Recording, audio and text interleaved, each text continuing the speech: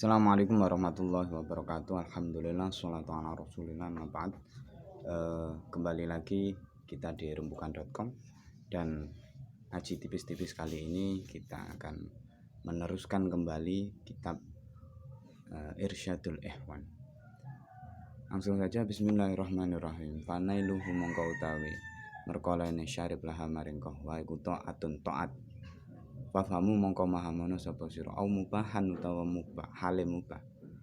Wa mubahun mongko utawa wa iku mubahun mubah annahum setune ulama iku qalu ngendikan sapa ulama fa inna mongko sesungguhnya sak temene iku lil wasa iliyati kedue pira-pira lantaran iku yuta dan hukumi laha maring wasa iliyah apa hukmul maqasidiyati hukume pira-pira wong kang nejo.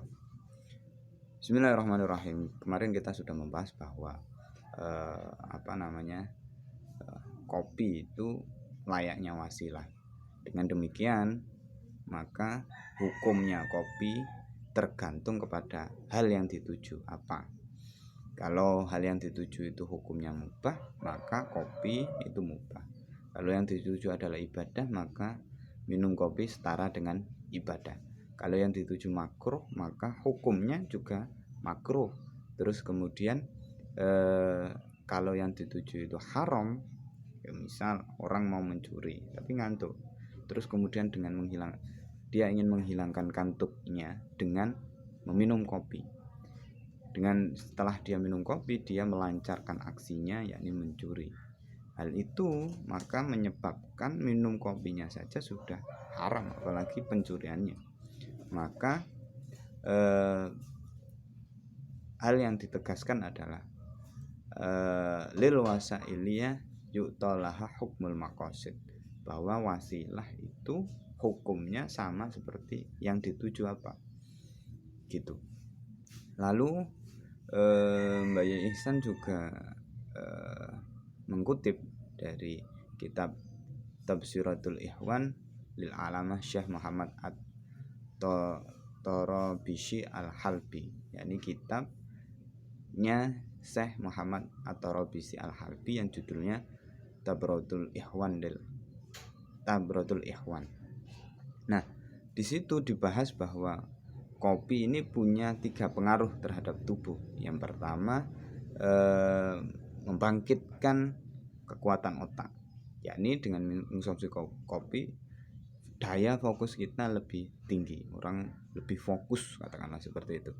Yang kedua, taklilun naum itu menyedikitkan tidur atau menghilangkan rasa kantuk kalau sekarang. Dan yang ketiga adalah memperbarui tahaddusu ta'thirati usbiyah maudhi'ah, yakni pengaruh yang ketiga, yakni memperbarui pengaruh-pengaruh saraf, terutama saraf yang berkaitan dengan penglihatan. Jadi itulah 3 pengaruh yang menurut Syekh Muhammad At-Tarabisi Al-Halbi dalam kitabnya, yakni Tafsiratul Ikhwan. Lalu Mbak Ihsan juga mengutip dari kitabnya Ibnu Abdillah As-Semarang yang berupa berupa bait yang bunyinya seperti ini: alaika bi aklil bunni fi kulli sa'atin fil bunni lil akli khamsu fawaidi nasyatun wa tahdimun wa tahlilu balghami tatayyubu anfasin wa aunun lil qasidi. Alaika, tetap ing atase sira bi aklil bun, dengan memakan bun itu biji kopi, setiap saat, fikuli saatin. Wafil bun, karena di dalam biji kopi, lil akli, ketika dimakan itu khamsu fawaidi, ada 5 faedah. Nasyatun, yakni rajin. Dengan minum kopi kita akan jadi rajin. Watahdimun, dan melancarkan pencernaan. Watahlilu balghomi, dan mengurangi lendir-lendir di tenggorokan. Kemudian tatayyubul anfas, mengharumkan nafas atau tidak membuat nafas kita bau karena didominasi baunya kopi. Wa aunun lil qasidi, juga bisa membantu kita menuju maksud-maksud yang baik. Yani dengan minum kopi kita tidak ngantuk, dengan tidak ngantuk kita bisa belajar atau beribadah, misal seperti itu.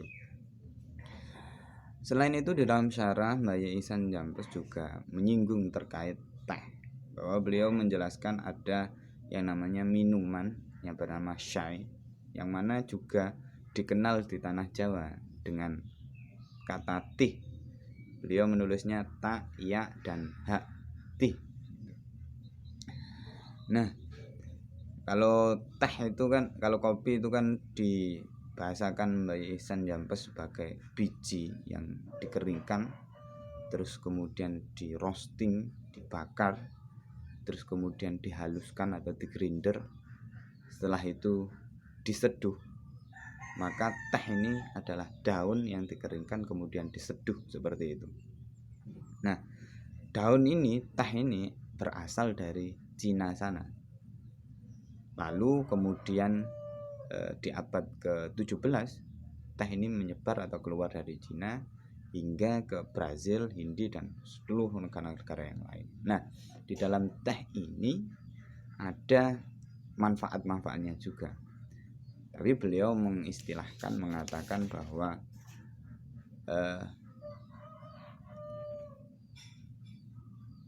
innahu aqall minha, bahwa manfaat dari minum teh ini lebih sedikit daripada ketika kita minum kopi, seperti itu.